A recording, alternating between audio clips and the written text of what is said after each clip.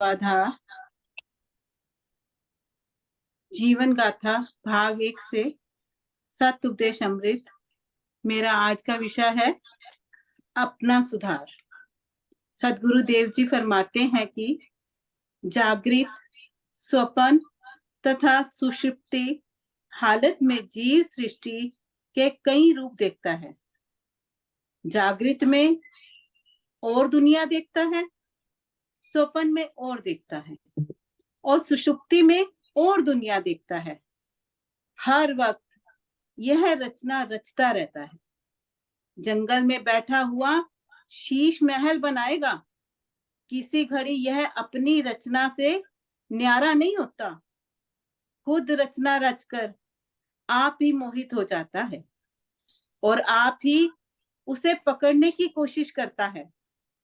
अगर नहीं मिलती तो रोता है और अगर मिल जाती है तो हंसता है। जब जब सुनता है कि फला नगर बड़ा सुंदर है, पहले उसका मन घड़ंत नक्शा बनाएगा और फिर चाह पैदा होगी कि चलकर देखें। आखिर अपनी कामना पूरी करता है। यह सृष्टि है। गति बहुत दूर है। गति उस हालत को कहते हैं कि एक चीज दूसरी चीज में लय हो जावे, जैसे मिट्टी मिट्टी में मिल जावे, पानी पानी में मिल जावे। दरिया समुन्दर में जब मिल जाता है उसकी गति हो जाती है। जीव जब तक ईश्वर में ना मिल जावे उसकी गति नहीं होती। जीव को शांति तब ही होती है जब अपना असली ठिकाना तलाश कर लेवे। परमेश्वर शरीर में मौजूद है मगर इस आंख से नहीं दिखाई देता।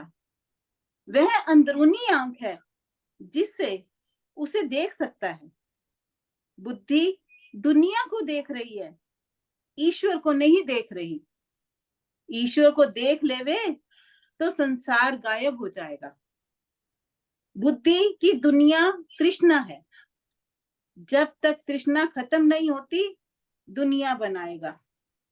जब एक शरीर मर गया उस शरीर का व्यवहार बंद हो गया। दूसरे जन्म में जाकर फिर नई रचना शुरू करता है। तमाम दिन रात काम करता रहता है। रात को जाकर सोता है, दूसरे दिन फिर काम शुरू करता है। इसी तरह शरीर मरने पर इस जन्म के काम छोड़कर फिर आगे काम शुरू कर देगा। जीव का काम जब तक खत्म ना हो इसका झगड़ा खत्म नहीं होता। रब की अदालत उसके लिए खुली है। कर्म चक्कर ही रब की अदालत है। वह कहता है कि तुम्हें जिस चीज की चाह है वह तुम्हें मिलेगी। मसलन अगर तुम कत्ल करना चाहते हो तो करो। जब कत्ल करोगे पकड़े जाओगे, सजा फांसी मिलेगी। जब सजा मिलती है तब रोता है। जीव करने में सियाना है मगर जब फल मिलता है लाचार होता है। कर्म कैसे खत्म होता है? कर्म चक्कर संसार है, कर्म ही बंध स्वरूप। मंगत मिले तब शांति, जब पाए निज रूप। मन दिन रात किसी वक्त भी बेकार नहीं रहता, कुछ ना कुछ करता ही रहता है। जब तक उसका नाचना कूदना बंद नहीं होता उसकी गति नहीं होती। यह नाचना कूदना तब बंद होता है जब यह आत्म रूपी समुन्दर में मिलेगा। जैसे दरिया बह रहा है, उसके आगे बांध बांधा जावे वह उसे भी तोड़ देगा। उसके आगे पहाड़ खड़े कर दिए जाएं तो उन्हें भी तोड़कर निकल जावेगा। लेकिन जब समुन्दर में मिल जावेगा शांत हो जावेगा। जीव की कामना कल्पना खत्म नहीं होती। जब तक परमेश्वर को प्राप्त ना कर लेवे। उसका जोर शोर कम नहीं होगा। जब परमेश्वर पूर्ण रूप उसको मिल जावेगा, तब उसको शांति आवेगी। जब तक वहां नहीं पहुंचता, रगड़ झगड़ लगी रहती है। हर एक जीव अपने अपने कर्मों के संस्कार देख रहा है। इस दुनियावी जेल में एक टोकरी ढो रहा है, एक धन की थैलियों में खेल रहा है। यह अपने अपने कर्मों का नक्शा है। अच्छे कर्म से अच्छा फल मिलता है, बुरे कर्म करने से बुरा फल मिलता है। महापुरुषों ने बतलाया है कि जो कुछ तू कर रहा है, वह सब कुछ परमेश्वर देख रहा है। तुम्हारी बुद्धि उसे समझती है। जब वह समझ रही है, तो कैसे निकल सकता है? क्योंकि शहादत देने वाला साथ है। तेरी अपनी जमीर तेरा विरोध भी करती है और मदद भी करती है। इसलिए तू सीधे रास्ते चल। सोचना और मौके के मुताबिक कर्म करना खास बात है। अगर तू अच्छा सोचेगा, अच्छे कर्म करेगा। अगर तू बुरा सोचेगा, बुरे कर्म करेगा। इसलिए बुरी सोच ना सोच, बल्कि जब सोच नेक सोच। सत्संग वगैरह में शामिल हो ताकि तेरी सोच ठीक बने और तू नेक काम करे।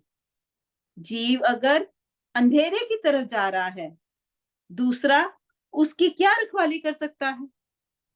विचार दीपक है। जीव अंदर से कहता है कि किसी की चीज ना उठा, मगर उसकी परवाह नहीं करता।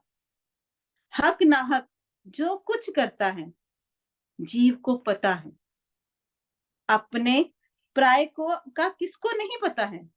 अपने पराये का किसको नहीं पता है? जानवरों के अंदर भी अकल है। बैल की मिसाल ले लो। दो बैल इकट्ठे बंधे हैं, एक उनमें ताकतवर है।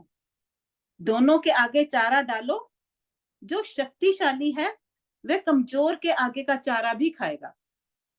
भैंस को जब तक पेट भरकर ना खिलाओगे, दूध नहीं देगी। बाजे दफा बगैर मालिक दूध नहीं देती।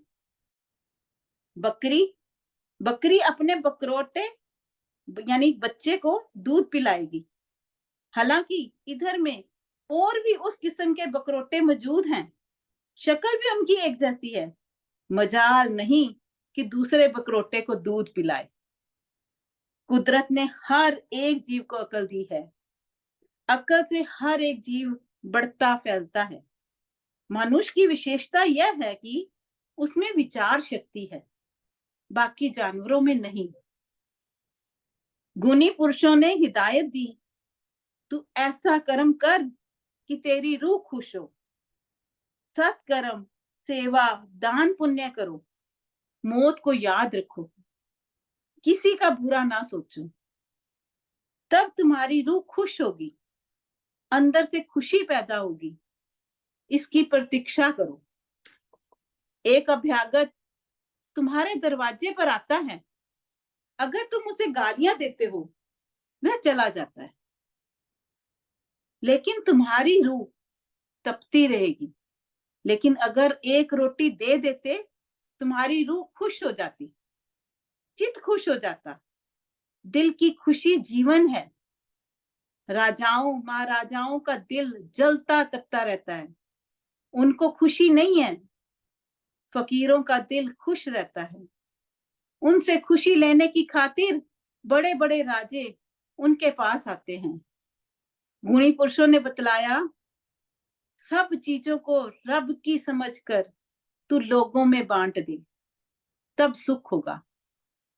तेरा शरीर 2.5 हाथ का है, उसके अंदर तृष्णा का भांबड़ जल रहा है, वह उसको लाचार कर रहा है। महापुरुषों ने बतलाया कि गफलत में वक्त मत गवा, अच्छे काम कर। दुनिया को तूने छोड़ जाना है। वक्त पर शरीर खत्म हो जाएगा, मौत नहीं छोड़ेगी। जिंदगी में आयु को सुनहरी कर दे। अच्छे कर्म कर ताकि तेरी आत्मा अंदर खुश हो। अगर आत्मा अंदर नाराज है, बाहर कोई खुशी ना होगी। जिस नियत से तुम दूसरों को देखोगे, उस नियत से वह तुम्हें देखेगा। दुश्मन को दुश्मन देखोगे, वह भी तुम्हें दुश्मन देखेगा। अगर मित्र को मित्र देखोगे, वह भी तुम्हें मित्र देखेगा। अगर तुमको सुख की ख्वाहिश है, तो दूसरों को सुख दो। अगर गति चाहते हो, तो रब का लड़ पकड़ लो। जब रब के परायण हो जाओगे, तुमको खुशी ही खुशी होगी, इसके बगैर ठिकाना नहीं। वरना एक मकान से निकला, दूसरे मकान में दाखिल हुआ। एक शरीर छोड़ा, दूसरा शरीर धारण किया। यह दुनिया कष्ट रूप है। तृष्णा रोग जीव को लगा हुआ है। ईश्वर की कृपा हो, सच्चा रास्ता मिले, तब दिल को सब्र आएगा। सांप जलता रहता है और जलन से उसके अंदर जहर पैदा हो जाता है। जब सांप काटेगा, जहर दाखिल कर देगा। इसी तरह दुराचारी जलता रहता है। जब करेगा, बुरा काम करेगा। क्योंकि वह खुद जल रहा है, दूसरे को आराम कैसे देगा? गुणी पुरुषों ने इसीलिए फरमाया है, तू अपना आप अच्छा कर। तन मन धन अर्पण करे, पर के हेत जो मीत। मंगत मार्ग धर्म में, सो पावे दृढ़ परतीत। तन मन धन अर्पण करे, पर के हेत जो मीत। मंगत मार्ग धर्म में, सो पावे दृढ़ परतीत। ओम ब्रह्म सत्यम सर्वधार।